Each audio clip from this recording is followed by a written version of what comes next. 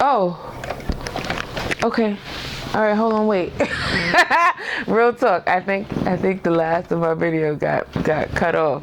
So shit. I don't know what I said.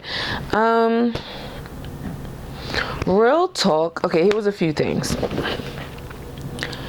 Real talk, real talk, real talk. Don't let beauty intimidate you.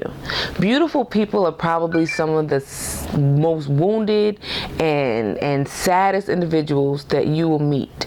They are only as good as they are at making the outside look beautiful because the inside needs that much work. So when it comes to interacting with people you think are just beyond you because they have such immaculate skin and eyebrows on fleek and lipsticks that's popping and whatever else you think they have going on for themselves, you can equally feel that good about yourself because there's something in you that's as beautiful. You just have to respect it and honor it and always be doing that.